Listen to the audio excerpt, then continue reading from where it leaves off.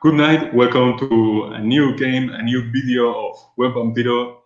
This game session, we're going to start a new story, a new chronicle of Mage The Ascension. A chronicle based in the events of the Storm Avatar Storm, and settled in Berlin, the old Germany, the old country, and with four characters with four mages of the traditions, the main faction of Mage The Ascension, who make war, who fought technocracy for the freedom of humanity. So our main characters, our protagonists, we can meet them entering an old cemetery in Berlin, in the center, in the downtown of Berlin. The Jelizer Freihof Bibensee is an abandoned cemetery that was neglected, that was forgotten for more than 40 years during the Cold War. After the pogrom and persecution of the Jewish people of Germany, the cemetery fall in abandon, and now their tombs, their graves, and their black stone niches are broken and are rooted with the large cypresses and all trees from a lost age. The silence, the wind moving the leaves, the fallen leaves of this autumn month of this part of the year are very airy, very grim and sinister. Because you come here for mourning a fallen comrade, fallen friend, the fifth member of your cabal, named Friedrich Lang, that last year was consumed by Paradox fighting the Men in Black of the Technocracy. So this is a sad moment for your characters. They are coming back to his grave to give him respect, and I guess all of you come here dressed in black, maybe with some flowers or some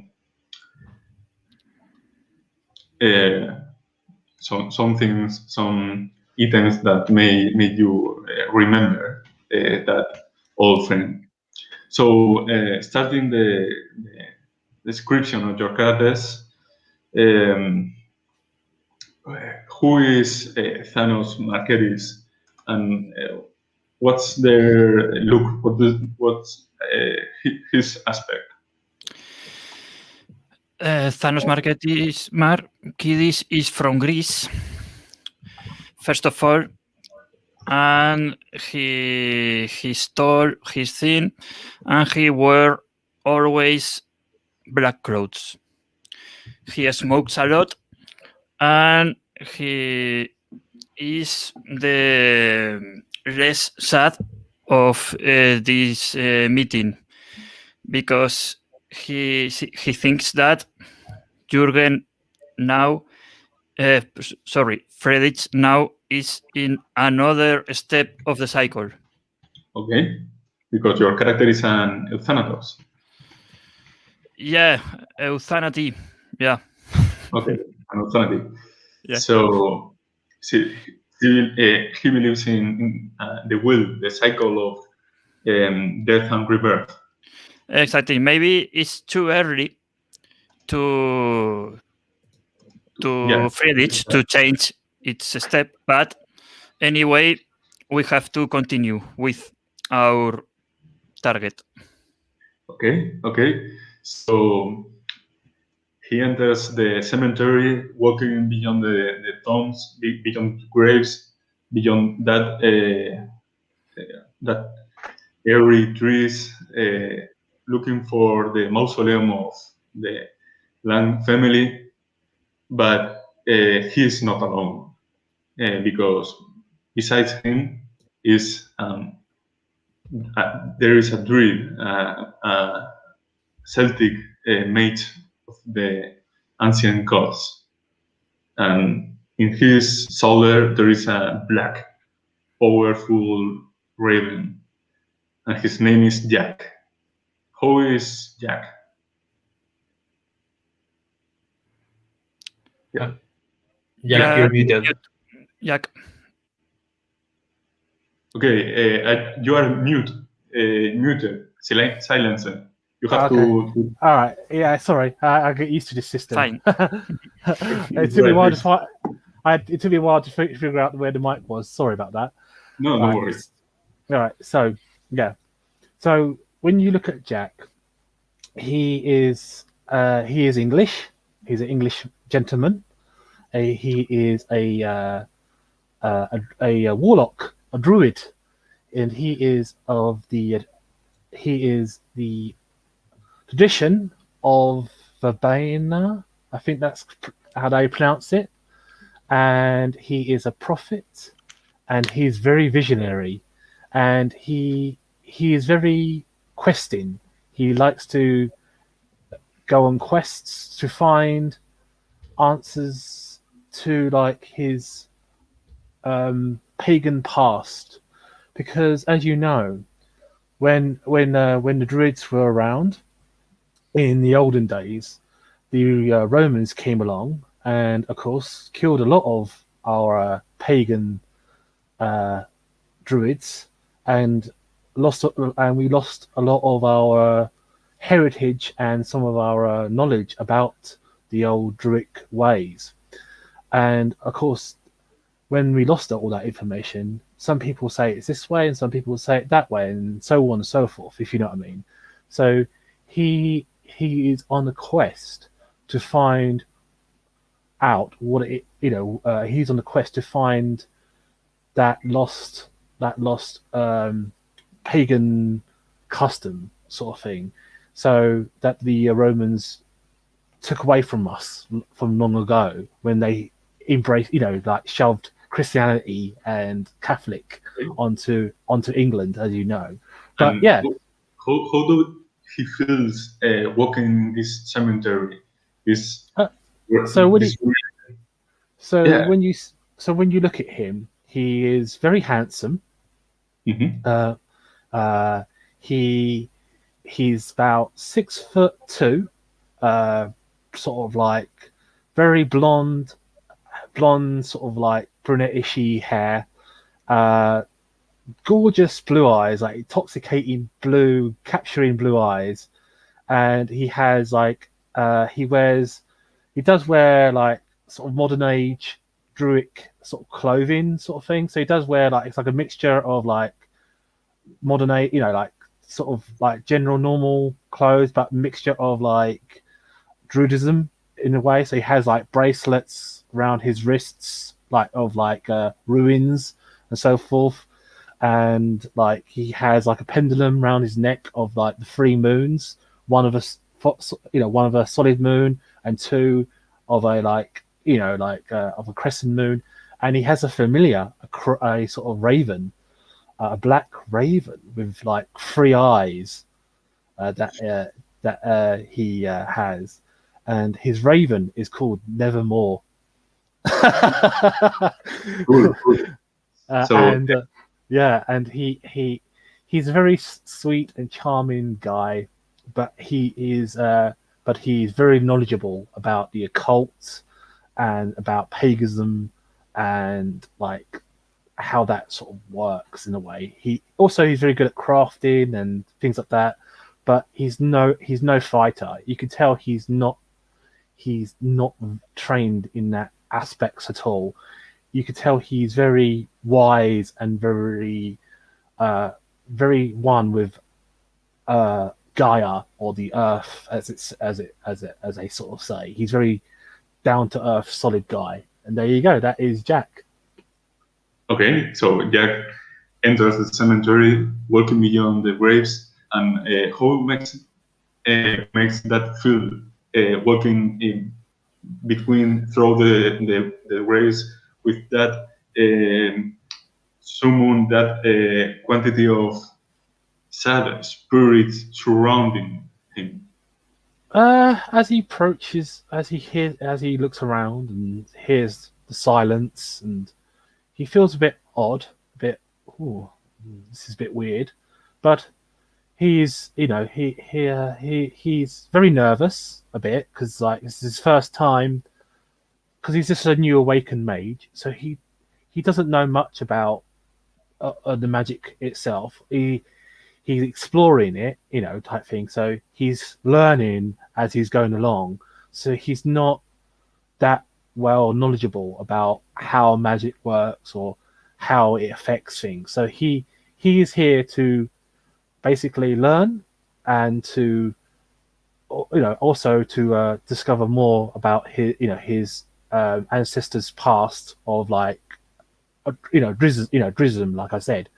But yeah, he enters the room very, very nervously at first, and he takes a deep breath, and he looks for a place to sit, or somewhere to sit, and if there's a place to sit, he will go and sit and patiently wait to see what the council has to say. Okay, so let's start with other character. This time with Myrna. She arrives the third of the Cabal. She finds Thanos and Jack waiting her. And who is Myrna? How do she looks, and how in what she believes? So when Mina appears, everyone can see that she's a tall woman for German standards. She's very pale, has reddish long hair. She has cleaned it but not brushed it, just air dried it. She looks kind of messy, as always does, because she always wears secondhand clothes. And in this case, as always, she's covering everything except for her hair. Sorry, for her face and her hands. And she's wearing secondhand clothes, male clothes. In this case, she's wearing a suit with a long neck t-shirt. Everything needs different shades of brown and gray. Don't really match. She has never cared. Doesn't matter as long as it covers. And she has this kind of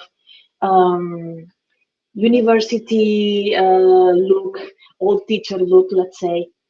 She's carrying a little bouquet of wildflowers that she has covered with brown package paper.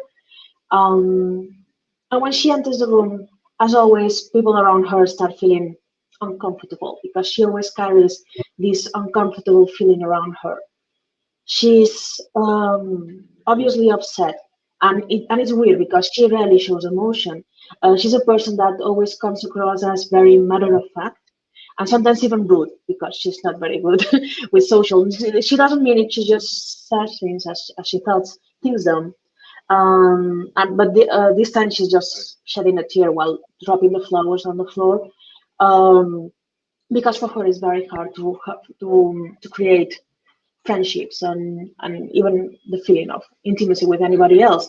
So losing somebody who has been relatively close to her, it's a big failure for her. She's neither happy nor unhappy about the prospect of where her friend has gone. She doesn't necessarily believe in an afterlife. She believes that in the cosmos. She believes that the spirit of this person now might be traveling to other places where she has been before, maybe the land of the trees, maybe the forgotten Kadath. Who knows? The possibilities are endless, because she knows the power of travel, and she knows that you can travel very far away. And now that a body is not retaining her friend, she knows that her friend is everywhere and nowhere at the same time. So in a sense, there might be like kind of a gothic sense of jealousy, but definitely she's sad about the loss.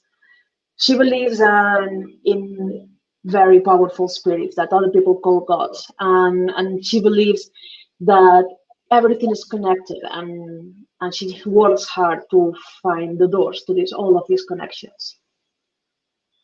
Okay, so you arrive, you meet the other comrades, and you together pay your respect to the grave of your old friend, your one of the few persons, one of the few individuals in the world you was comfortable with. And finally, the last one, the strange monk that enters the cemetery is Lucas Miller. And who is Lucas Miller? Okay, so Lucas enters the cemetery with a bouquet of roses. He's wearing like all dark gray clothes. He wears like a button up shirt, and also he's wearing a blazer, but he has like cut up the sleeves, and he wears the blazer like a vest. To give you an idea of the kind of look that Lucas has, like he's trying to imitate like the Eastern monks, the clothing of the Eastern monks, but with Western clothing, just to give you an impression of what he's going for. And so usually he's a pretty happy-go-lucky guy, but today, of course, he has a stern look on his face. He's as I said, he's carrying a bouquet of roses. So as he approaches the Lang's mausoleum, with a nod of the head, like he salutes the rest of the members of the cabal. And about who he is, he's pretty much, I can say in one line that he's a kind of a monk who lives like a pretty frugal life, and he's always striving for self-improvement. I think that will be an easy way to describe him, or at least how you perceive him. Okay, so you have been this last year, you have been mostly alone. You have been separated because pandemics, because you have been mourning the loss of your friend, and this is the first time in some months that you meet. You are in an isolated place. You feel safe. You feel the wind blowing the leaves, the song of the trees. Jack could hear the whispers of the spirits of these lost kind of nature spirits, and Mirna feels also something about this place has an aura and a resonance, and that is important for making magic. This place has a footprint for itself. Do you want to interact with each others? I think that maybe you have something to say to your comrades. Sure.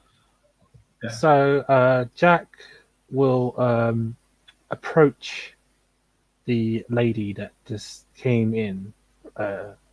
He's very curious about the young lady, and he sort of like bows slightly with respect to the other mage, and he says, "Greetings, madam. I am Jack. It is an honor and privilege to meet such a lovely lady like yourself today." She looks kind of weirded out about the sudden interaction, and pulls a big tissue out of her pocket and says, "I'm so sorry. I don't usually lose control this way. I'm fine. Yeah, my name's Mirna." And she awkwardly gives you her hand. Mirna Vogel. I'm a professor at university. Ah, it is a pleasure to meet you. And he actually takes your hand very gently and kisses it in a very gentleman way, like a very gentle kiss, or type thing, and says, "The pleasure is a very lovely pleasure to meet you. So, are you a new awakened mage like myself?" She kind of does a weird thing with her hand, like not like she hates it, but like she's obviously weirded out about the interaction. Positions herself. Yes, no.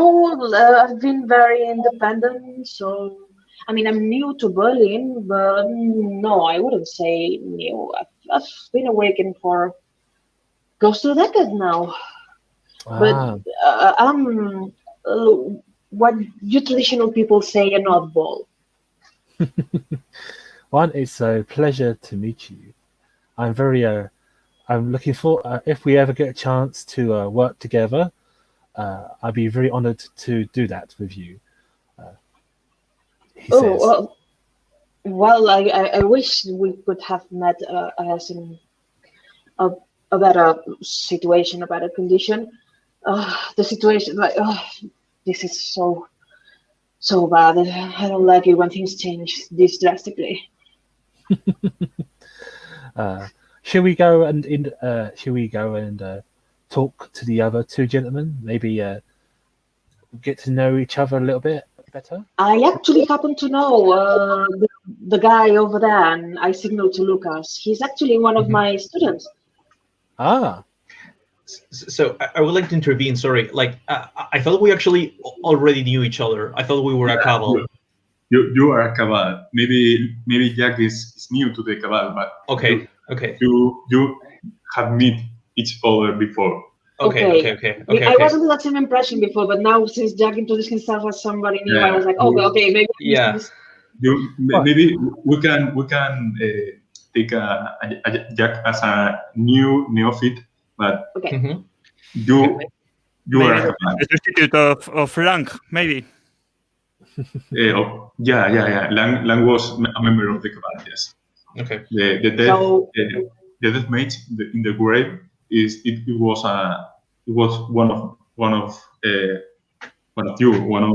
yours.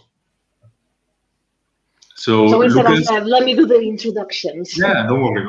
Lucas is a student of Mirna. Maybe you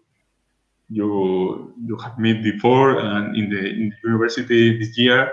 And how Lucas feels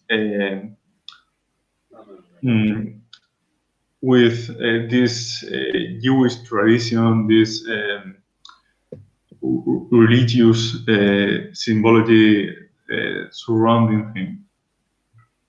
Well, Lucas respects all religions regarding his own faith. Like he doesn't mind. He believes that each one has its own path towards like God, so he's completely fine with that. Regarding the other two members of the Cabal who approach both Thanos and me, as I see them approaching, I wave to Mirna and I say, Frau Mirna, it is sad to see you today. I guess we're all here for the same, to pay our respects to our fallen comrade. Who is this gentleman that accompanies you? Greetings. I am Jack London. It is a honor to meet you, sir. He offers his hand as a gesture of goodwill. Of course, I shake your hand, and I say, Lucas Mueller, at your service. Ah.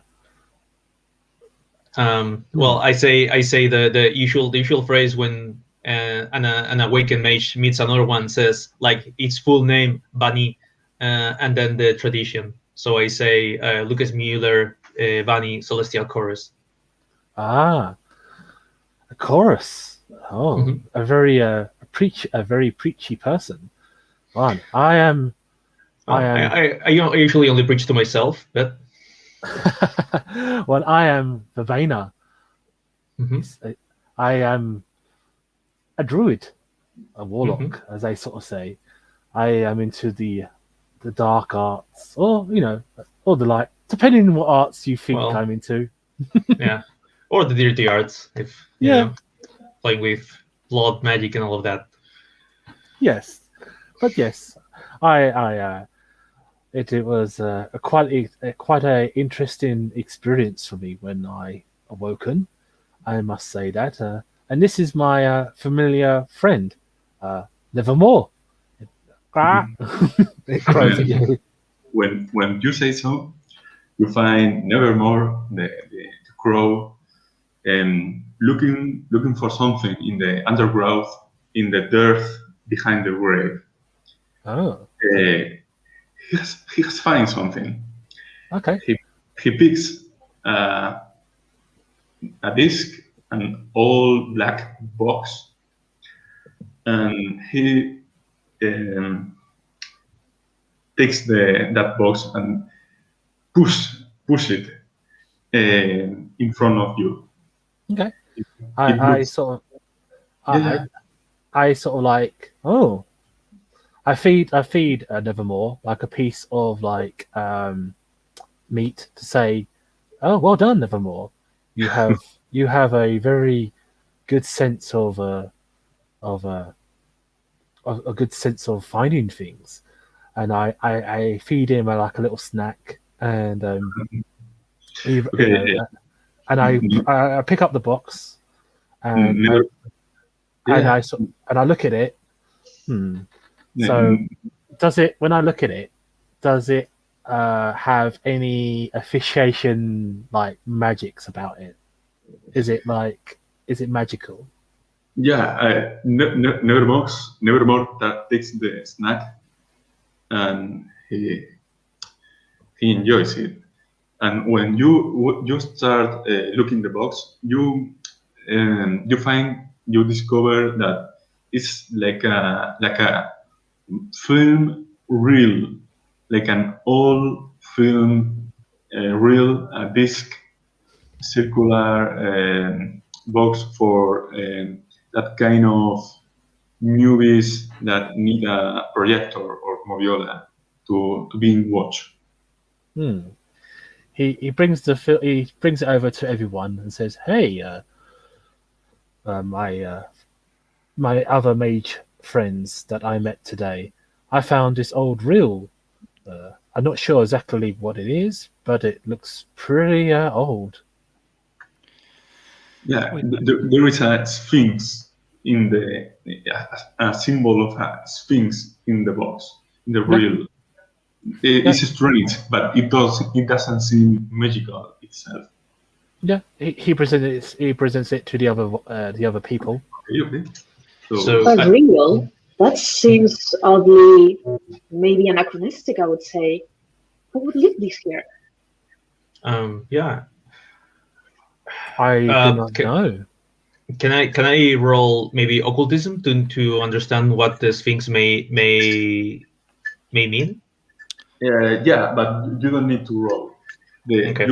You have you have heard something about this symbol before. You have most people think that technocracy won the war, that the war for reality is lost.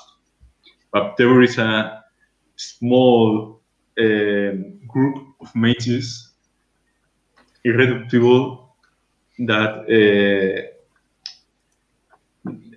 they don't surrender, and they send sometimes mysterious messages from beyond to random cabals. And this group, this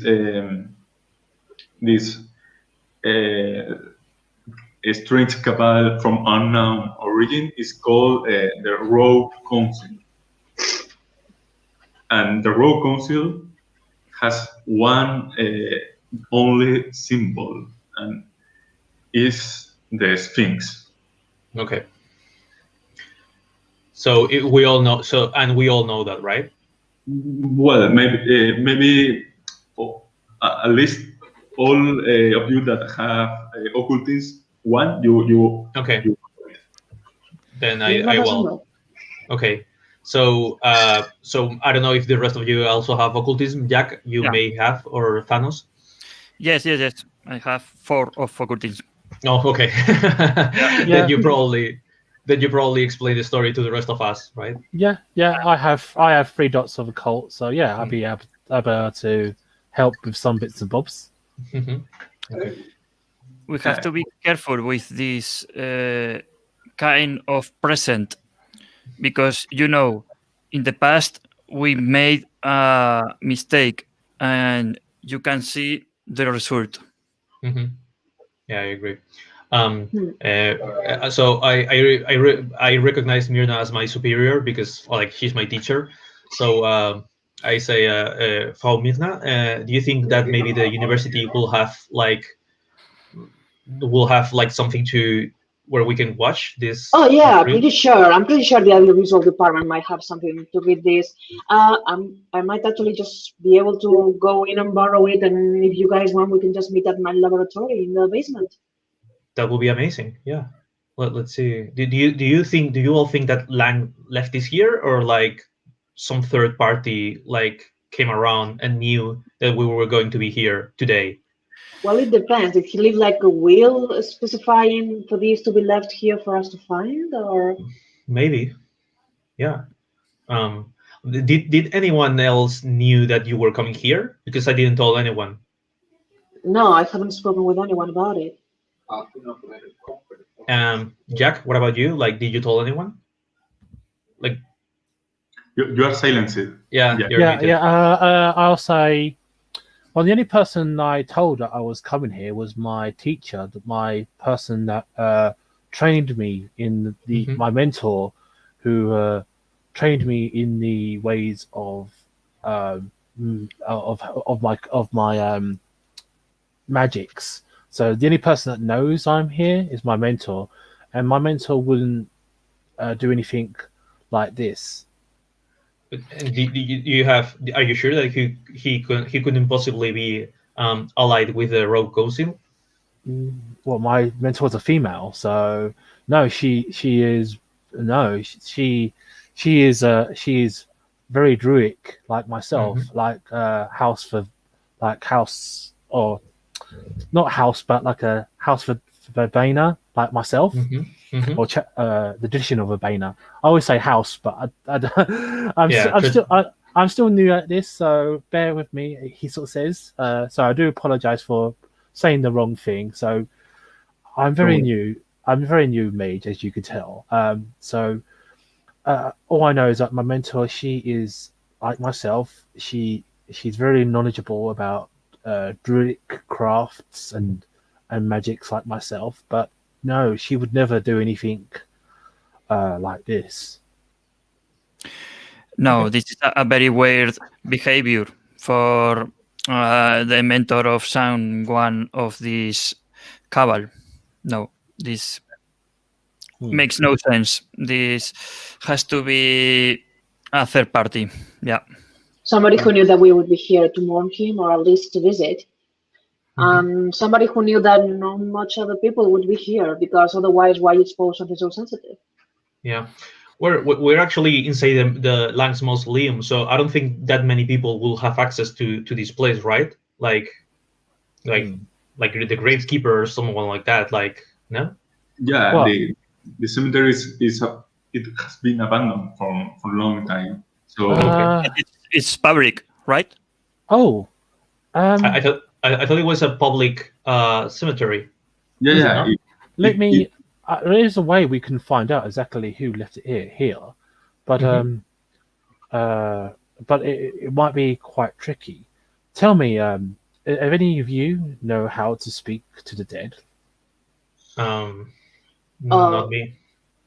Just let me stop you right there. Not that I don't want to participate in some kind of experiment, but Do you reckon that whoever was probably hired a third party who doesn't know what they are doing? Just pay somebody from the street and say, just drop this box in this place. That way you can cover your tracks.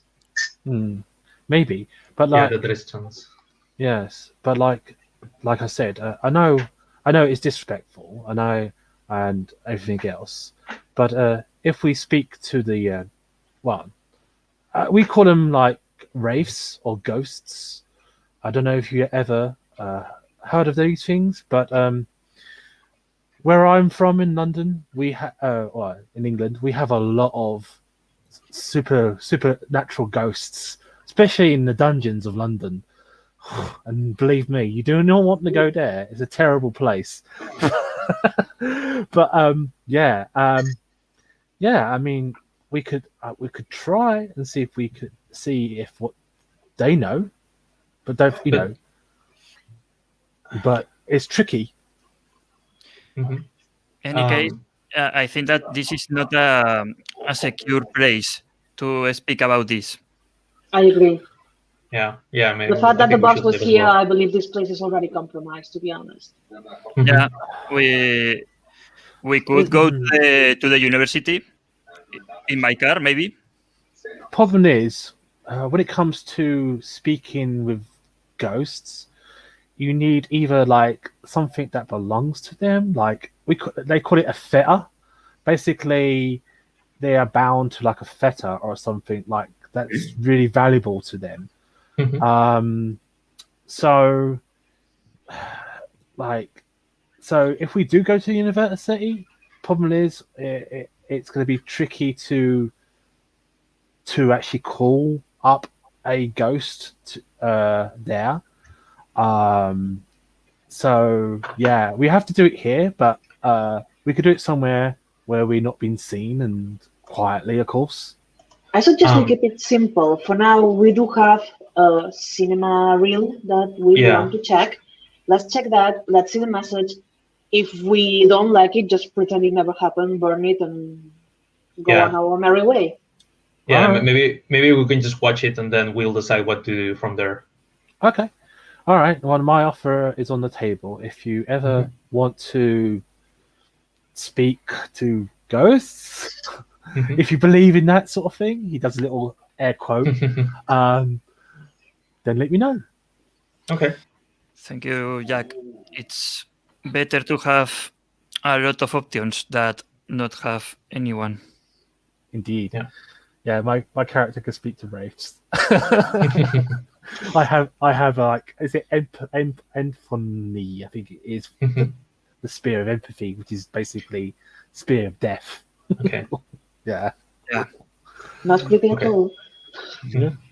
So you all abandon the cemetery, the Jadise Friedhof Vacancy Cemetery, that all new community place where many souls, many animals of lost people find or not eternal rest. And so you take the car of Thanos, Mariakis, and Only Thanos. only Thanos. Thanos. Tell me, Thanos, have you got the golden glove on you, mate? Does it have the 5 gems, on it? Yeah, That's the idea. That's our goal of this. Yes, indeed. Avengers. So you try to the Humboldt University. Maybe Mirna could describe how looks the university. It's afternoon, so maybe some students are leaving the classes, and maybe the job turn is over and people is going out, going in. How it looks like the campus? So the campus is relatively modern. Like it was I believe built in the 80s, but a lot of things have been renewed lately. It looks very uh, hospital clean as more modern universities do. But it's very big and it's one of the most popular ones. Actually, one of the best ranked for a lot of things. Not my department. My department is not necessarily the best ranked, but it's there and we are important. Um, the front door is very industrial. It's very remnant of when the other half of Berlin was still post-war. But it's a lot of stone with a lot of metal and vinyl floors. Very clean ambience. So basically, what I do is like I don't even count on mind man. I just hope they follow me. And since I'm a teacher, like I just go straight to the places I know, and I go to the janitor's office and just request a key for the audiovisual department. Okay, there is one thing that you'll perceive about Mirna. There are many students, many teachers, professors that recognize her. Many knew her, but no one says her a word. She's ostracized.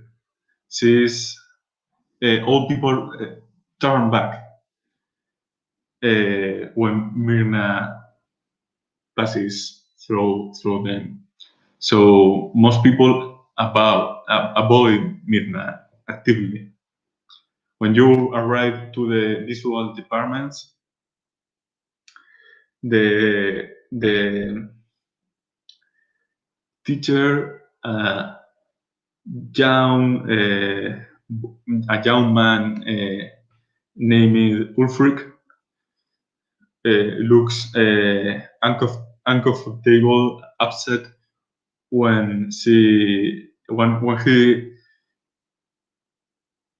see Mirna with three other strangers, one of them with a crow in his shoulder, approaching him, and he says, "What? What do you want?" So I'm running a little experiment in my department, and it just so happens I need one of those old machines that you do for film. I think it's called 3.5 millimeter reel, something like that. Would you happen to have one of those that I can lend? Moviola. Yeah, one of those, I guess. Why do you need that? Well, with all due respect, do you have 3.5 hours for me to explain the basics of the mathematics of my experiment? Because I do have them if you want. Well, roll charisma plus. Yeah, I have a lot of those. Yeah, No, I'm actually trying to be rude and just disrespectful. But yeah, charisma plus or just charisma? Plus empathy. Same. You can spend willpower if you wish for achieve one automatical success. No. A 5 and an 8. What? How many? 5 and 8. Okay, one success. Mm-hmm. So he looks suspicious. Well, maybe tomorrow. For now, I finish my turn and I'm going home. Sorry, tomorrow maybe. And he looks the raven of Jack. Hi, and he passes through you and goes out. Do I also know? He's a teacher, right? Or is he a janitor? He's a teacher. Yes. Okay. Do I also know him? Or so I know his name. Does he recognize me, or like maybe he has too many students? Yeah, he recognized you. His name is Ulfric. Okay, yeah. So I say, good afternoon, Herr Ulfric. You see, we're in the middle of this really important project, and we really, really, really need it right now. I'm sure someone with your expertise and experience can appreciate that sometimes when duty calls, we cannot let it wait. And you see, tomorrow we have this really important event, and we probably cannot come tomorrow to grab the the device. So could you please let us let it slide and give it to us just now? We won't tell anyone, of course. Well, Lucas, you have been absent in my classes for some months. So why? What had you been doing? And what are you doing with that customs in the university?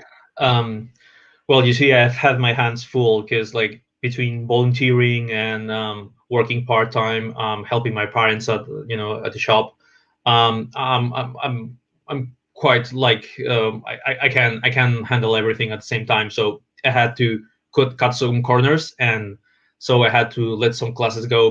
But I assure you, Herr Ulfric, that next semester you'll have me right here. I'll be on the front row of your class, and yeah, I'll be Come on, Ulfric. He's trying to gain some extra credit for my class, and I really want him to succeed. Okay. Yeah. Okay. I will check if we have the Moviola in this department, and for your future, I will let you use it. But thank you. I need you in my class for the rest of the year. Don't fail me. Okay, I won't. I promise. So he comes back to the department office, and after a few minutes, he invites you to go inside. When you enter, when you arrive, you find a projector, an old machine, an old Moviola. It was used for cut and paste the films and the scenes for editing all movies in the 20, 30, 40 years. So it's a very delicate and beautiful machine. In front, there is a wall where you could project the movie. It was he looks her watch. I must go out. Sorry. Be sure that you clean this after you use it. Okay. Yeah. Yes. I'll take responsibility. Yeah. I extend my hand and say, like, just give me the keys and I'll close. Like, I'll turn off I'll make sure to turn off the lights, like close the door after us, like all that stuff. Okay. Take the keys. He goes out. Auf Wiedersehen. Choose. So this guy does a lot of questions. I don't like him. He's just somebody with self-importance. Audiovisual department, come on. Yeah, he's just a bit nosy. Like, don't pay him no mind. If in a moment you see that you are not able to do the proper explanations, tell this to me. I will try with another way to proceed. I think I like better my approach, but thank you, Thanos. I'll keep it in mind. Watch out, Luke. He might click his fingers and wipe you out of existence. I wouldn't mind, to be honest. Not like I like him anyway. So now for the important question: does any of you know how to operate such a machine? Think that I could be familiarized with this kind of machines because I have 3 points of technology. Maybe this is the ability necessary to Yeah, sure. Okay, so I can. It's necessary to roll the dice. No, you can just start the machine and project the movie if you wish. Describe how you prepare and the reel. Let's see. Okay. Well, when you put the reel in the moviola, Yeah. the first thing you could see is a light, a beam of light. It's like a lightning for a second. It opens a window in the wall, a white window, and it appears a few words, and they say, Sphinx Production presents Spirit of 42 in an old style 40 typography, and then the black and white film shows 5 members of a famous cabal waving and shaking hands with distinguished men and women in opposite rows with several sweets and dough and archaic rows. The film has a jerky antique quality. A voiceover begins. Enigma takes us where dogma cannot, as unionists and traditionalists band together against the Axis threat. No cabal since the first cabal has inspired such excitement among the awakened as Situation 6. Some heard written enlightened dignitaries from around the world founded in 1942, and the voice is abruptly cut off and replaced with a shaky handheld shot of a computer screen.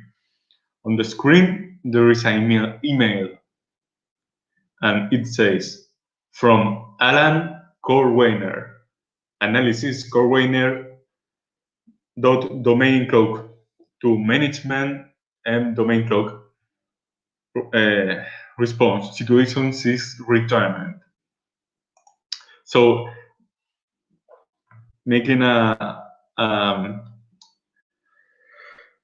ellipsis. This seems an old movie from a group of mages in the 40s during the Second World War, and they try to tell you something. And after mention of a cabal, the Situation 6 cabal, there is a message, and this is the message. It says, Sir, Situation 6 related assets have been retired with the exception of Operative Neyman and, of course, the deviant Mondial, who has been missing since 1946. Neyman's whereabouts are unknown at this time. Other retirees experienced plausible decommissioning, dementia, high failure, cancer, schizoid episodes from previous drug use. I recommend that these retirements be kept under strictest confidence. The war years are a delicate period of history, especially when wartime assets are concerned. Some historical reconstruction might be unavoidable, as all propaganda paints assets as heroes or allies. Operations suggest as high possibility Neyman may release Operation Sparmaker data to terrorists. Attached is a disbursement request for necessary resources to reacquire or retire this asset. So this is a message from Technocracy to other technocrat asking for retire, for eliminate, to delete their all registers and of their traditionalist allies. Do you understand me? Yeah, I also heard some names. He said like the name of this cabal was Situation 6, right? Yeah. And Tell me. and he also mentioned the name of a deviant. That's the deviant is the name that technocrats use to refer to traditionalist mages, right? Yes. So the message says that all the deviants have been eliminated, have been retired with it's a form of saying that have been they've been killed. And the name that has been the name of the deviant that survived was Mondial, Deviant Mondial, but there was another survivor, the operative Naiman, that he wasn't technocratic. So all of the members of this mixed cabal of technocracy and traditions together, most of them died. There were only two survivors, a technocrat and a traditionalist. Okay? Mm-hmm. And they say, we will erase, we will make disappear all this information because it's dangerous for the technocracy, making the traditions look as allies, as potential allies. But they were fighting together. They fought together during the Second World War, technocracy and traditions. So if you want, you can cut me in any moment and make questions. Okay? Yeah, no. I would like to know like the name of the technocrat that survived. You said it before. Operation. Okay. Operative Nightmare. But like nightmare, right? No, 9 as the number 9. Can you just write it in the chat so we can just take notes? Yeah. I will write it. Useful. Yeah, I think it's just the number 19, right? No, it's not a number. Okay. I thought it was a number.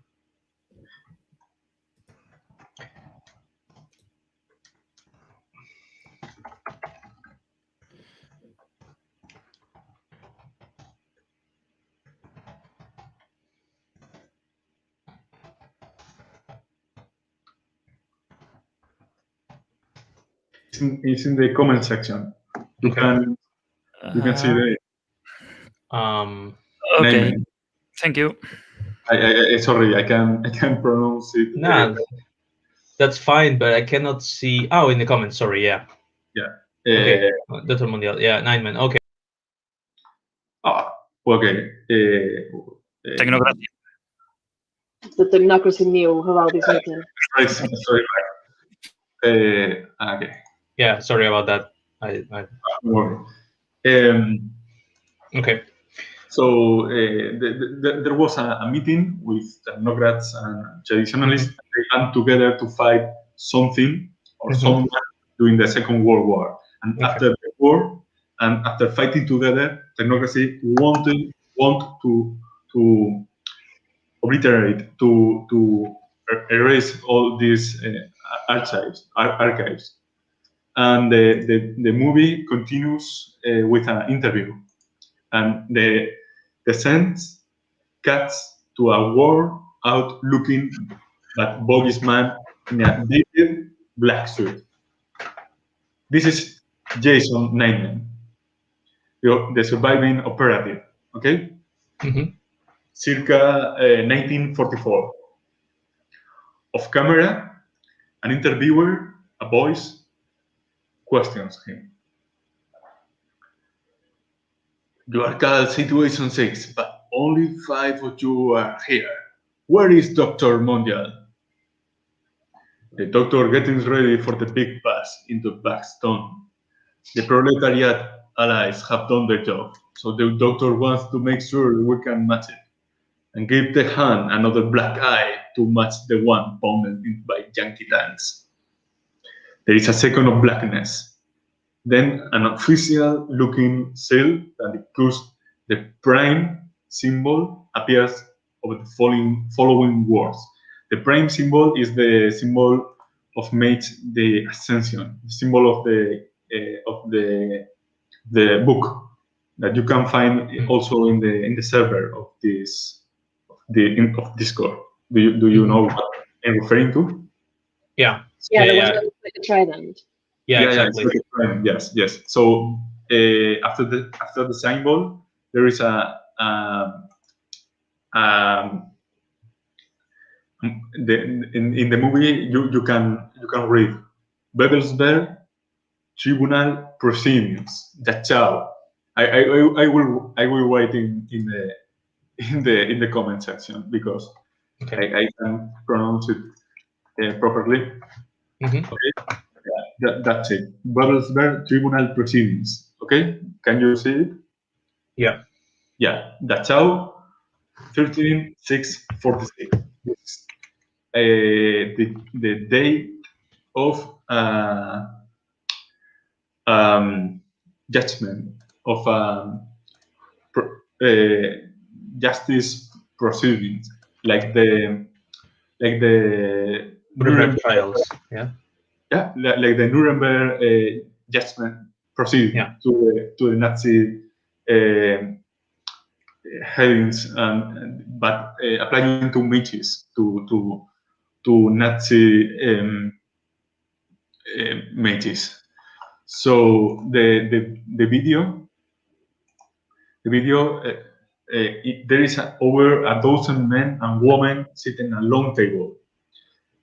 Many of them are the same figures Situation 6 greeted earlier in the film. One disengaged elder stands and looks past the camera, saying, Alois Reichter and the Fortebrunner Cabal, you are guilty of crimes in imago infernalis.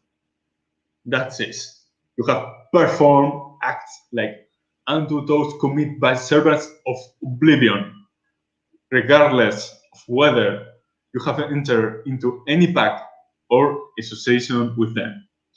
You shall be held until such time, and sentences of Gilgul and death are carried out. May your gods have mercy on your soul. So they are sentencing someone to death and to Gilgul, and this is Alois Reichter and the Foltenbrunnen Cabal. Okay? Mhm.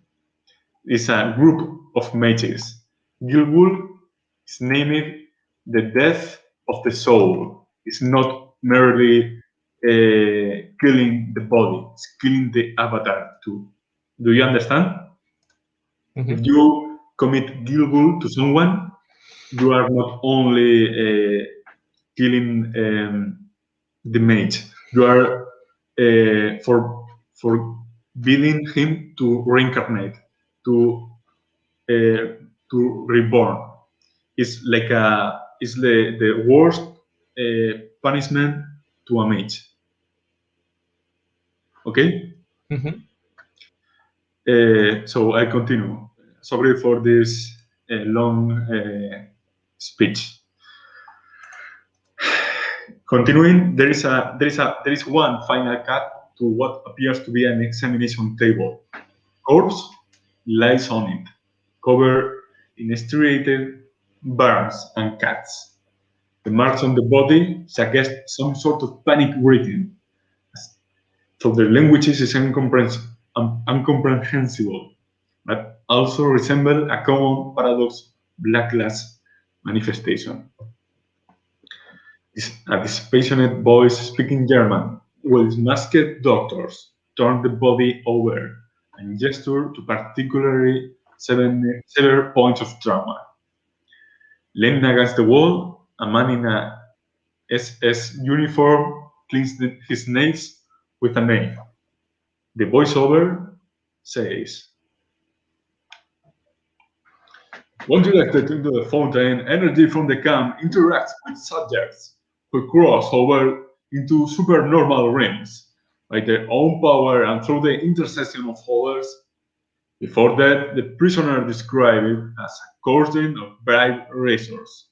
When properly harnessed, this could serve as a potent defense against the Reich occult enemies." Then, credits this movie rolls. The listing for every credit but one is jury's incredible. The last credit under the cast listings is A. Benedict, conflicted secret agent, Jason Nightman. Then, in the conclusion, it says, "Film in London, where Enigma takes you where Dogma cannot." The end. Wow, there's a lot to unpack here.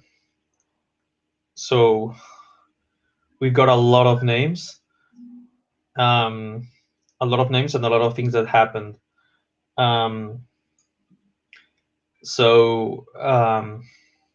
But why do they want us to know about this? Yeah, how old was Lang when he died? I assume he was like young, but maybe he extended his lifespan somehow.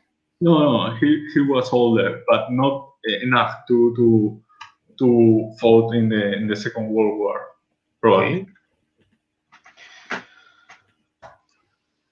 Was he involved in this? Like, did he ever tell any of you guys that he was investigating this, or? You don't know. Maybe he fought in the Second World War with the Technocracy or the traditions, but you don't know. So you explained what Gilgul, what it was, but do we know them as characters, or did you told us so the players can? You know. Okay. You know that in this movie, in this film, someone was sentenced to Gilgul. Yeah. So we have a lot of names to go through.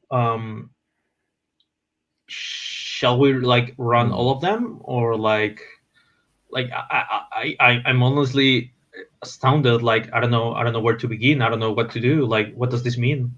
Oh, the thing is, if those names are in any way or shape related to the Technocracy, the second you Google that, don't you think they're gonna come running for you?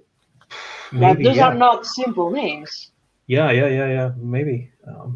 And I don't know what do they want us to do with this? I don't understand.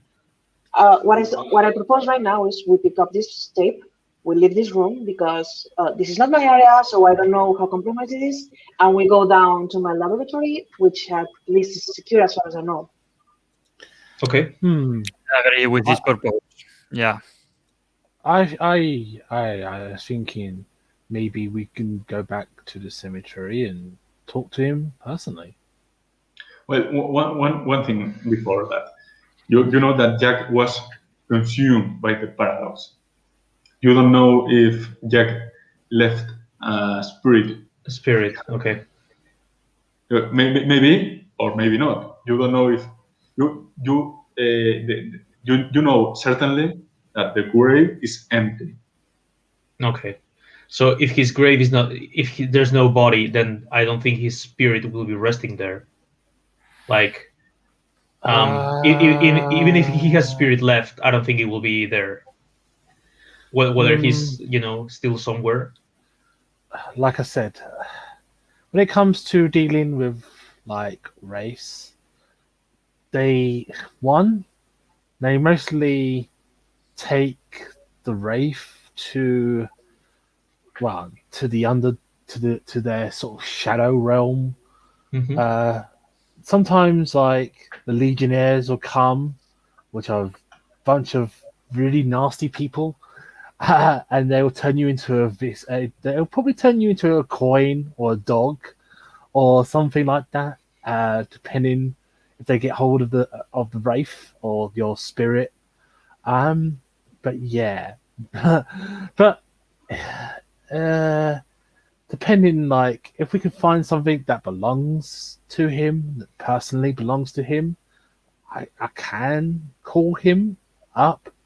But we could also talk to the other spirits or wraiths around the cemetery and see what they know. Actually, I mean, now that you're talking about getting something of his, not just keeping it human, let's keep it real. We could just go to his house and see if he left something behind. Like, if he was investigating this, maybe he has something on paper. I mean, I don't know whoever his Yes. lawyer might be, but I don't know if they have picked up everything in his house. Maybe we are so on time. Yes. Yeah. Yes. We can go to his. Yes, we can go to his home and look for something that is very, very precious to him, like a photo of his daughter, like a photo of a daughter, or a photo of his wife, or something that is very strongly valuable, type thing. Do you know what I'm saying? Yeah, no, of course, but like, do we have the address of his place? Like, do we know where he lived? Well, Friedrich Lang was an hermetic. He lived in a chantry, in a order of Hermes chantry. So you can go to the hermetic chantry and ask for help, and ask for something for that was of of Lang. But you don't know certainly if this movie belonged to Lang. The Royal Council, the authors of this movie are unknown. Nobody knows who they are, and certainly Friedrich Lang was not one of them. So All right. there was a third party. Yeah, I think it was just like, it just happened. They wanted to give it to us, and they knew we would be there, and they gave it. They gave the box to us, but I don't think Lang was involved in that. Exactly. So the question is, who wants to involve us in this and why? yeah, the thing is, like, we have a lot of names here, like Alice Richter, Folter Brunnen Cabal, like Jason Nineman. Also we have Dr. Mondial. Can we, like, I know that Mirna said that, I mean, we should, like, make a lot of noise, but maybe we can do, like, a couple of Google searches and see what comes up, like what information we can gather, and like. We're in college. We can go to the library. That doesn't leave a trail. We can just look into books. Well, the Belzberg tribunal proceedings are not in any are not in. I have received a message. Sorry. These proceedings are not in normal libraries, but you can, if you have supernatural resources, some personal libraries, or some contacts or allies that have access to all information to Let me see. I have. I don't have any. Nope. I don't have any allies or anything like that. But hey, I'll let destiny lead my way. I'll let destiny just lead me and take me on a journey. Because hey, that's the way I like to roll. Jack sort of says, and he goes into he gets his little bag, and he shakes it around, and you hear like these weird clackling sounds, and he pulls out like a ruin, like a stone, and he's gonna see how how things are going to go well for us. Okay. So you throw some stones to the floor and make a ritual to know the destiny. Yes. Okay. So do you want to see the future? Do you want to know some kind of resonance or importance of meaning or something? What's the effect of this? Basically, I want to cast the ruins to we seek answers to find this person where this person lives. Basically, get an idea of where we need to go. Friedrich Land, or who do you want to know where he lives? Yeah, basically, I just want to know. I'm asking the stones, tell us, spirits of the stones. Can you guide us to a path to find our colleagues' living arrangements, and and he would shake the stones and then pull out a stone to see where what it sort of says to him. Okay, let's throw dice. You are doing an coincident spell, so this will be entropy +3. So roll arete at difficulty 5. Okay, awesome. Okay. All right, nice. All right, so it's 3d10. Difficulty 5. I'm gonna spend a quintessence just in case. Okay. So a difficulty of 4 point? now. One All right. point. Okay. Yeah, 1 point, and I don't know. I don't know what happened there. Hang on. Oh, hang on. I typed it wrong. Hang on. Hang on. Give me a minute. Hang on. I typed it wrong. All right, 3d10. All right, here we go. Hey, I got 1 success. No, 2 successes because you 2 successes. Spend quintessence. So yeah. It will work, but describe the spell. Tell me how. Okay. What do you do? And this is happening in the university. So this is yeah. strange. Basically, you see. So you see Jack pull out a bag. Right, it's it has some ruin writings on it. It's very sort of sort of very Vikingishy, Druidic writing on it, and you see him shake it about, and as he shakes it about, you see a little glow about the bag, and he puts his hand in and pulls out a green stone that has a ruin symbol on it, and he puts it on the table, and he's trying to contact the spirits. Yeah. The second I realize he's about to make magic, I just scream "Scheiße!"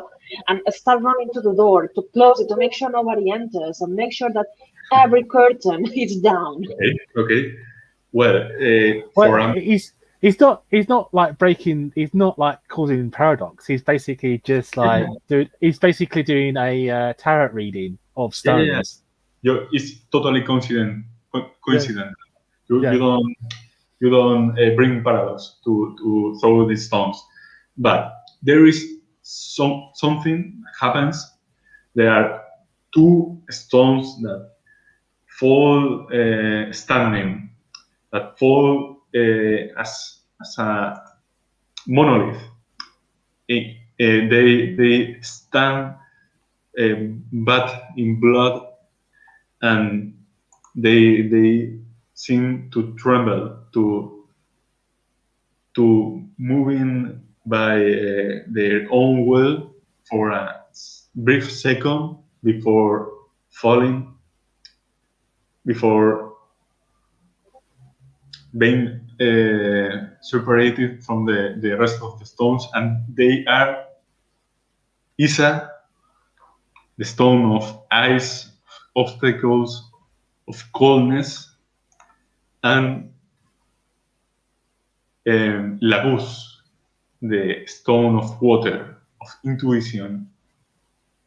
And do you have a premonition? Do you understand that you will cross the waters and you will go, you will arrive to the cold winterland, to the ice? All right. So after he gets the premonition, he picks up the stones, and he will tell what he saw. He says, "The stones, they speak to me.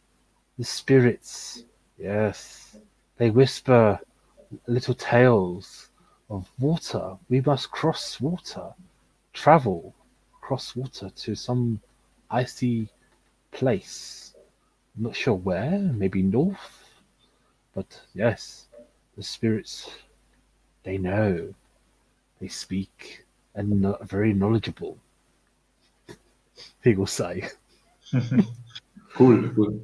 So, do you think an intuition? The film was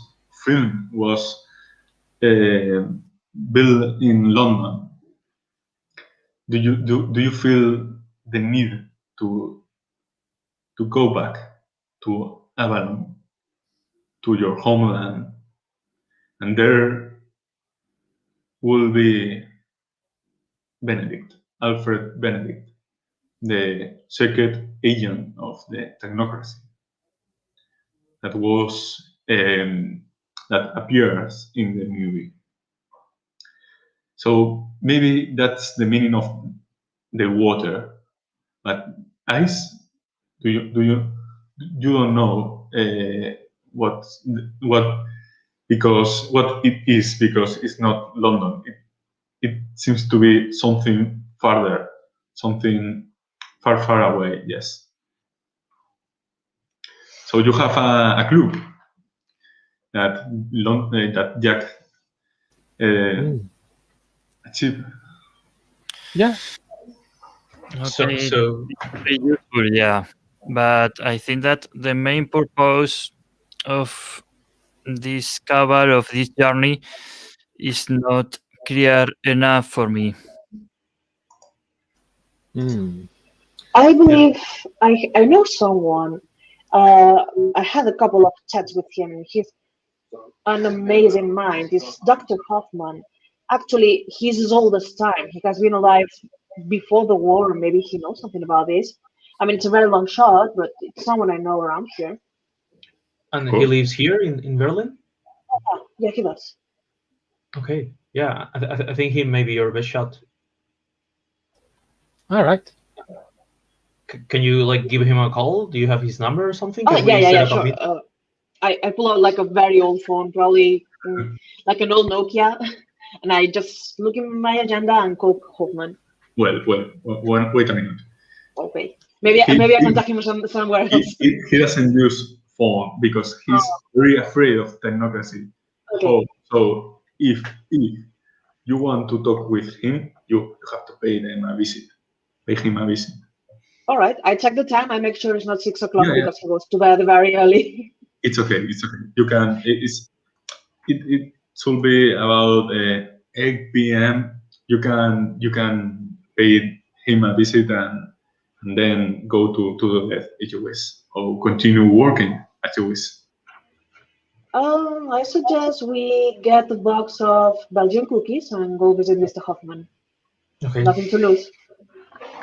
How do you feel about all this matter, all these strange mystery. It seems very big and very alien, very relation with you, but it also have a few topics, a few links with you as a cabal. You had a comrade, a Jewish comrade. You had involvement in some way in the Second World War. The Verbena were the guilds of these experiments, of these corpses that were tattooed or were handwritten, and that tattoos, that marks of paradox are weirdly similar to the marks in the arms of Mirna. They are strange and they were alien to your perception. It seems the language and the marks that you dream about when you dream, when you talk with your avatar. Do you understand me? Yeah. I mean, for now, I keep those ideas to myself because I don't want to weird anyone anymore. But yeah. Yeah. Regarding your question about how do we feel about it, like I feel way over my head. I just don't understand anything. Like I I simply don't know my involvement in all of this. So I'm just rolling with the punches. And Mirna said that she knows someone that might help. So I'm going to help in any way I can. But I'm right now I'm feeling very ambiguous about it. Like it's more curiosity that drives me than anything else, because like I don't know, I don't understand what's going on. Yeah, for now, for me, it's like somebody wanted me or us to receive this. So even if I don't see the link, I appreciate the mystery. Yeah. I'm going to help you. I'm going to post in the Discord server the text for, and you can read it any where you want. Okay, in any moment you can access to information that was shown in the movie. Okay, let me a minute, and I will upload the images. And meantime, you can talk between you, and maybe you can describe the travel to the house of Hoffman. Well, let's make sure we leave everything tidy. Let's take the reel with us and don't leave it behind. Yeah. Otherwise, Ulfric will have a stroke. So I make sure to, like, if there's like a broom nearby, I sweep the floor, and I like dust the curtains, like turn off the lights, lock the door, all that stuff, and I keep the key just in case. Okay.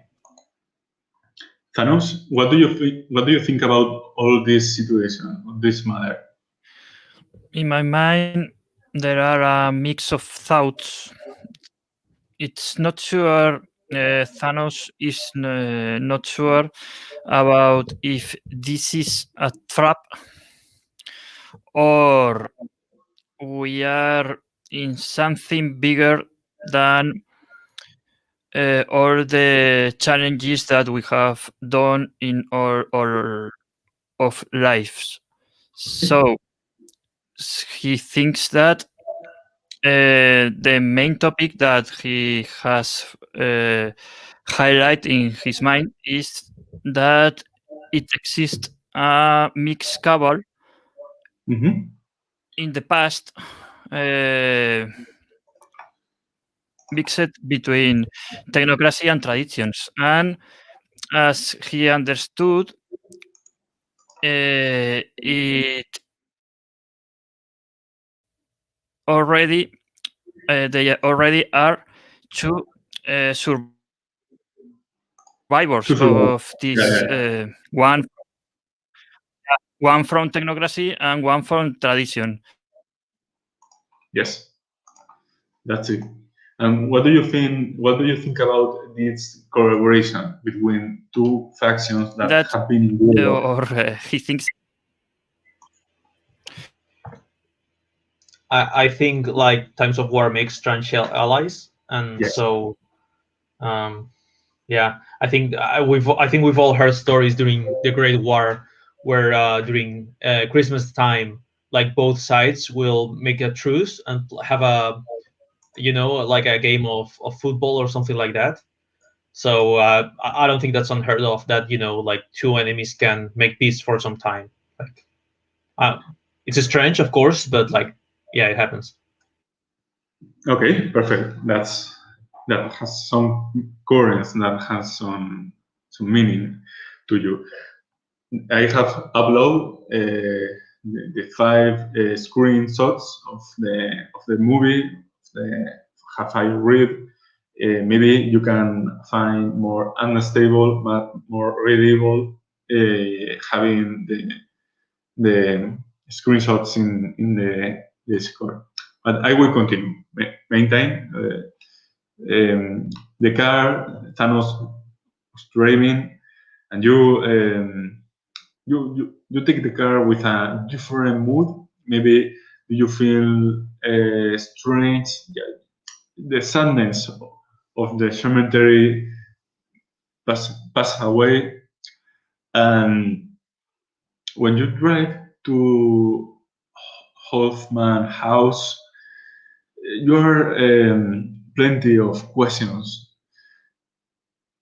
and maybe you are not sure if that man could answer all of them, but he's old. He saw the war. Some people say that Nathaniel Hoffman,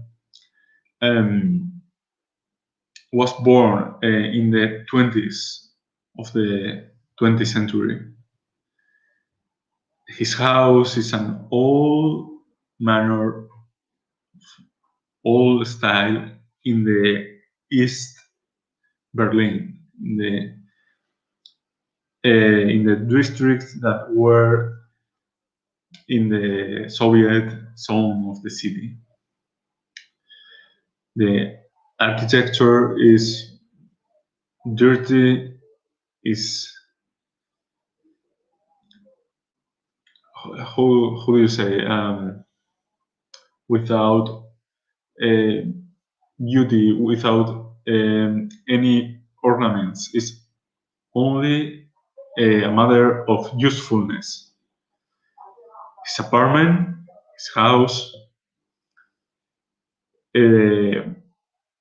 is isolated. He even hasn't a telephone. When you ring the doorbell, grasping voice answer. Yes. Herr Hoffman, it's me, Mirna. Remember me? I'm here with a couple of friends. We would like to speak with you. Yeah, come in. The door with a buzz opens. You walk upstairs and find an old apartment with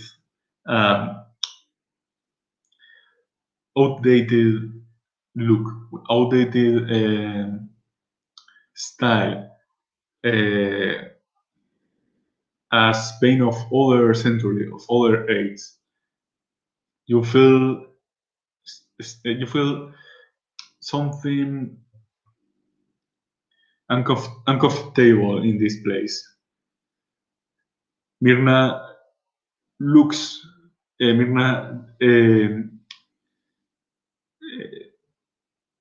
sees some drawings, some hand drawings of some creature, of some monster in the wall, as a creature of her dreams.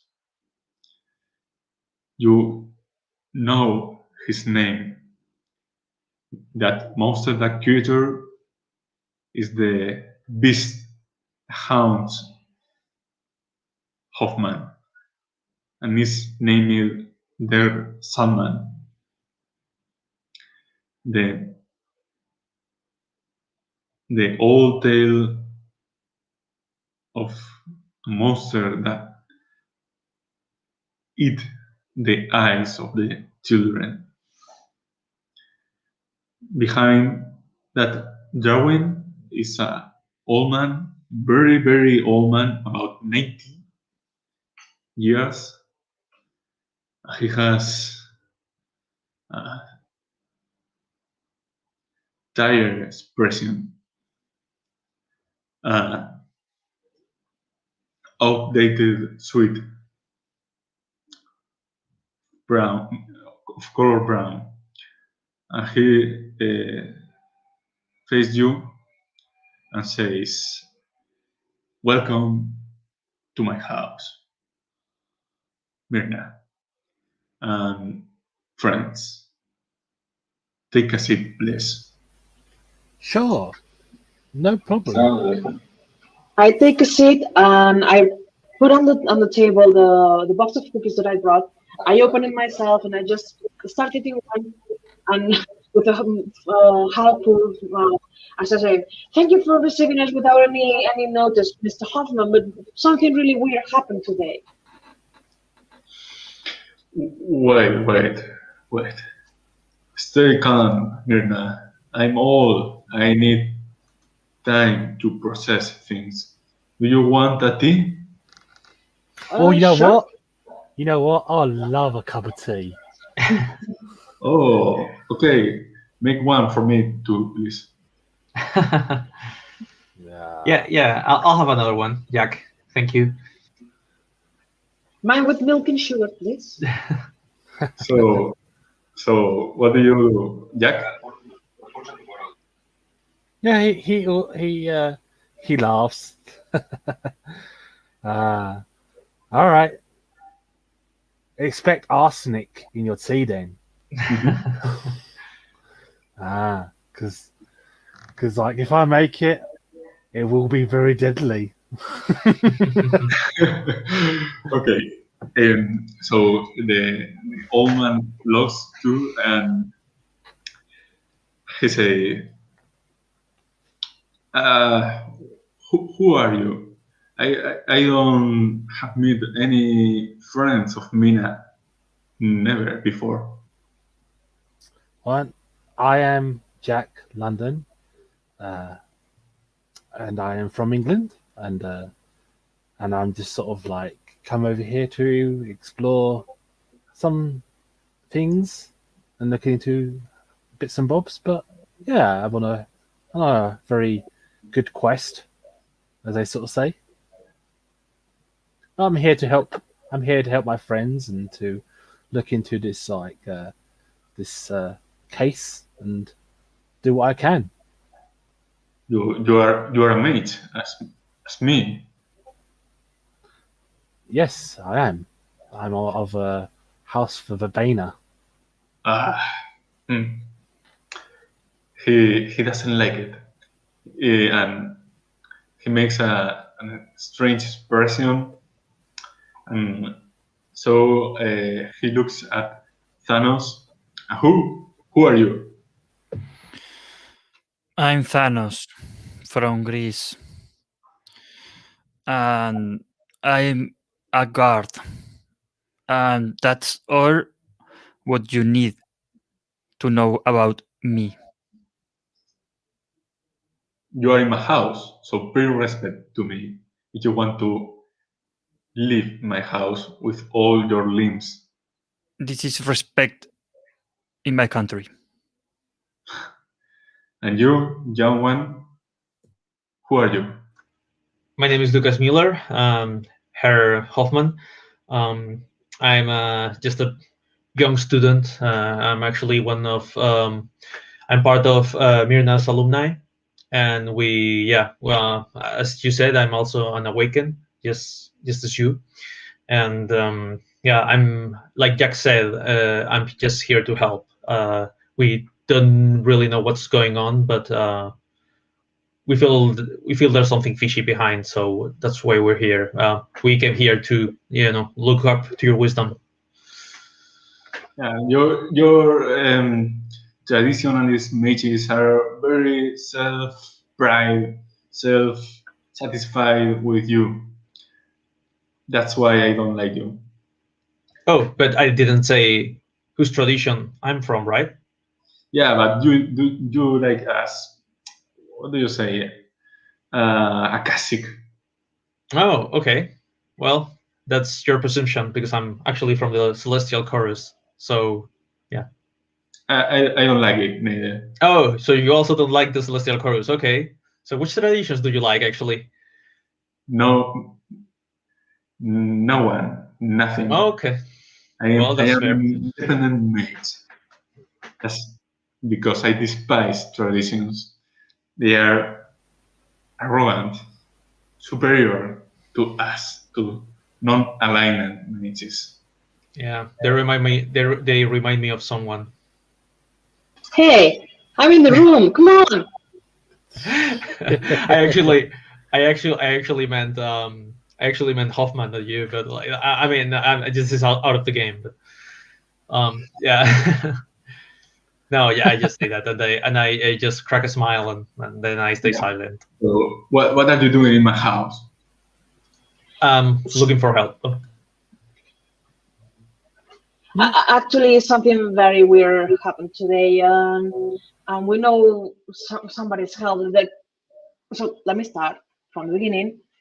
We were at our friend's tomb, and we found this record, let's call it. And well, it was describing something that we don't know why somebody would want us to see it. It has this Sphinx thing on the box, and it's talking about an alliance between Technocracy and Mages during World War, and none of us was alive during that time, so we are gonna need some help tracking some names. He looks at the box, the reel. He sees the image of the Sphinx, the lion with wings and head of a woman. And he says, "This is from the Royal Council. This is shit. It's a piece of shit you have bring to my house. The war is over, and this cabal, this council, is trying to convince stupid mages to continue fighting for nothing. So, sure, I'm sure that this council are trying to forcing to make you something, but you don't have to do it. You are free to follow your own will." I know I'm free, but it's just that, well, what's in that tape, it's interesting, and I would like to know what is it about, honestly. It's not your everyday story, you know. Well, what is in this movie? Well, we're explaining Yeah. all of the things that we've seen. So you explain to him what is in the movie, and after a few minutes, he stands up. He walks to another room, and he brings an automaton, a metal creature, a woman made of steel and brass. And he says, "This is my sister." he was. I'm like, nice to meet you. Okay, it's a. You see the machine opening the eyes and glancing at you, but she doesn't talk. She even seems barely living. She seems a strange steampunk machine, like a doll of a lost century. And she said, and he, Hoffman, says, there are monsters beyond. Myrna have seen it. There are creatures beyond the gauntlet, in the shadow curtain, in the umbra. Some of the technocrats call it aliens. Some of the verbena demons. And now they are even called Anunnaki or Anakim. And they eat souls. And they eat the soul of my sister. And during the Second World War, a group of mages, a group of the verbena called the Iron Cycle, experimented with this black magic. And that's why traditions and technocracy banded together to fold them. And that's why I don't like verbena, because they are the monologists.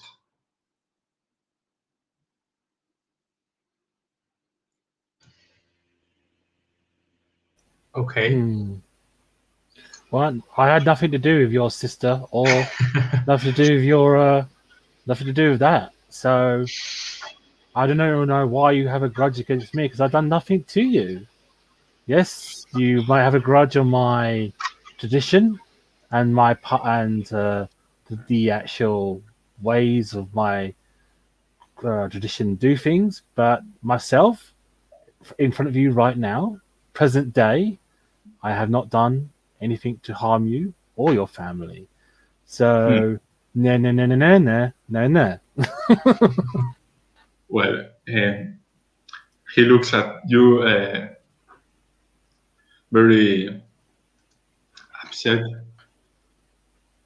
He says, after the Second World War, traditions at Technocracy made an arrangement. They agreed to destroy the experiments and the Foltenbrunner and the black papers and all that shit that the verbena did or done. And they divided the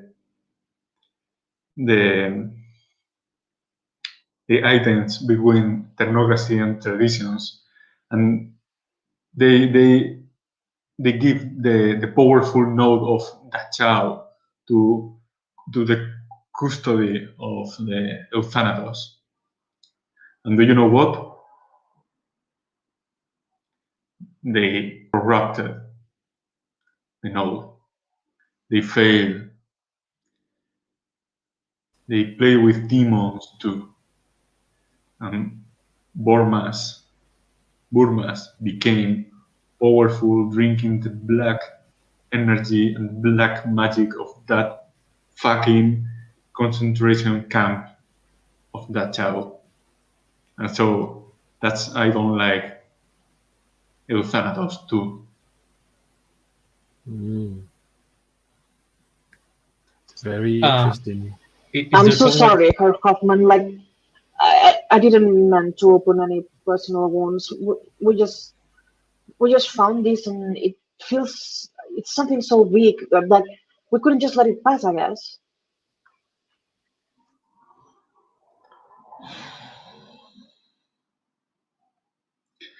So now you're in my house. You're bringing to me all enemies of my past, of my history, people who have failed Germany, who have experimented with demons. And do you ask me what do you have to do? Do you want? I only have one answer: destroy this. Let the technocracy handle this matter, and stay low. Live your lives. And don't play with fire.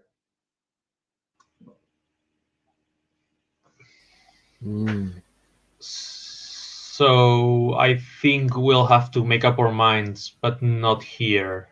We are grateful for your help and for all the knowledge that you gave us. I think I speak for all of us when I say we should finish our coffee or tea, sorry, and take our leave. Indeed. Yeah. So get the fuck off my house. Okay. Yeah. Well, have a good day, Mr. Hoffman. I see you're an upstanding example of German courtesy, and I hope we get to see each other around. Yeah, of course. I enjoy meeting with other tradition mages. Usually. Stay healthy, old man. You give us a good advice. Yeah, of course. Take My care of apologies. yourself. I'll come back another day by myself. I just feel so bad about the whole ordeal, and I'm ever so sorry. I hope so, Mina. I hope so. And so you get out with some information, but with some bad sensation, bad feelings also. We are going to end the game session Nice. in this last scene. So for conclude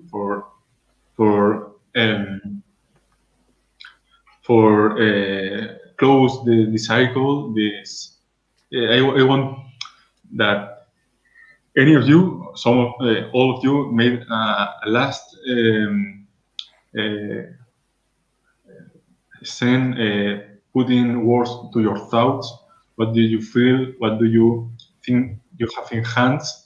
And what do you want to do with all this matter, all this problem that now is your problem? So starting with Mirna, for example, what do you think about what happened today? So of course, my last feeling is very upsetting because I do appreciate Mr. Hoffman, and I was kind of expecting to have a apprentice relationship with him, and I feel like this situation might have done that. But on the other hand, Mirna feels that she felt kind of a connection with the topic of that tape because she herself struggles with the idea of reconciling her cultist knowledge with alien technology, which is basically what she's the work of life at this point. And the idea of working alongside the technocracy as a tradition, well, her being a Hollow One, not a tradition, but a mage, to reach those limits that she can only dream of, seems very tempting. Of course, it's scary because we're talking about the technocracy, but at the same time, it just feels like what I was looking for. Who do you feel about these strange symbols that were in the skin of the corpses? some of them very strangely similar that to the tattoos she had in her arms. She feels uneasy because she recognizes some of the symbols, like she worked with those symbols to make her own magic. So the fact that she saw corpses with the same symbols is highly upsetting. Okay. So next one. What do you feel, Lucas? So like I said before, I still feel that I'm over my head in the sense that I'm hearing a lot of names and there are references to Dachau, like the concentration camp and experiments during the Third Reich, which is like a very sensitive topic to Germans. So, like digging up the dirt in that regard, like feels wrong, feels really wrong. But something that said Hoffman is that like let bygones be bygones, like let the past rest. Yeah, I don't like that. Just like the same way that my character is always like volunteering, working, like doing stuff, like in the same way he feels that if it's not his problem, it will make it his problem. So yeah, if there's something to do there, like he'll happily jump into the fray. Okay, so he's volunteering to help the Royal Council in this kind of mission. Yeah, in fact, I have no idea whether whether what I'm doing is right or wrong. I have absolutely no idea, but I'm just like blindingly, jumping into it. Okay. So next one, Jack. How do you feel about this matter and about the accusations of Hoffman about the verbena experiments, verbena demons or magics? How that made you feel? Like he feels like he doesn't know much about his tradition that much. Don't forget, he's very new to his tradition of verbena. He knows that verbena have like dark secrets that they do not want to talk about because like past is, the past is hidden or blanketed over by mystery because, like, as you know, when the Romans came and did a lot of killing of the druids and warlocks in England, and basically almost wiped out all the tradition of verbena, was quite a horrific thing. But yeah, he's very surprised about his tradition. It's something it's something he's learned. It's like, oh, I never knew that we were demon worshippers or did things of that sort of nature. That sounds very wrong and very humane to do, type thing. Because like he's like your modern day sort of like druid. He believes in like the sort of like the light side of druidism, like rebirth and like and healing and all all the good things that a druid should be doing, type thing. And he's like wow, these things do up. He's really surprised about it all. So he's learned a little bit about his traditions past, and he wants to find out if these rumors or these things about his tradition are true. So he wants to dig. He wants to dig into this like past a bit more, because that is his goal, as you know. Like I told you in the beginning, that's his quest to find out what the verbena are all about and discover their secrets. So yeah, he's learning more and more about his tradition, and he's more curious about this. And he's at the same time he is concerned, but also at the same time he's excited that it's like leading him on the path to what he's trying to discover about his heritage and his tradition. Okay, so that's cool. Finally, Thanos Moravidis,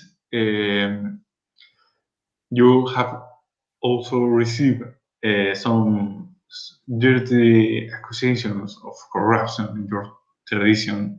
They say something about the Uthanatoi corrupted the node of Dashao or Dakao. What does that make you feel? I think that it's awful to change the natural process of the cycle.